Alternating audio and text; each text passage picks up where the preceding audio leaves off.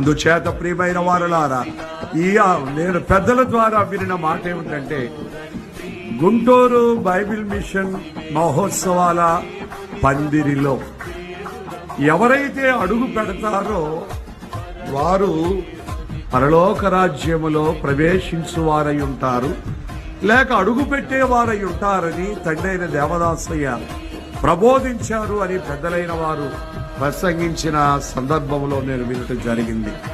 ఆహా, ఎంత ధన్యత! ఎక్కడ గుంటూరులో వేయబడినటువంటి పందిరిలో ఎవరు పాదము మోపుతారో వారు అక్కడికి వెళ్ళకపోతే దైవజనుడు తన విజ్ఞాపన మారడట. అడుగు పెట్టిన ప్రతి పాదము అక్కడ కూడా అడుగు పెట్టాలని ప్రభు పాదాలు పట్టి విజ్ఞాపన చేస్తాను అని దైవజనుడు చెప్పిన మాట మనకెంతో గర్వకారణముగా కనబడుతోంది.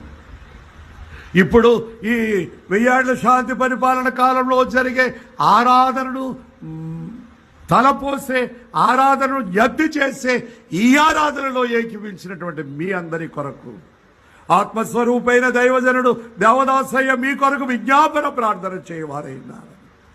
ఈ మహోత్సవాల పందిరిలో అడుగుపెట్టిన మీరు రేపు నూతన యెరూషలేము అనేటువంటి ఆ మహాపట్టణములో అడుగుపెట్టుటకు దేవుడు మీకు ద్వారములు తెరుచువాడై ఉన్నాడని నేను మీకు తెలియచేస్తూ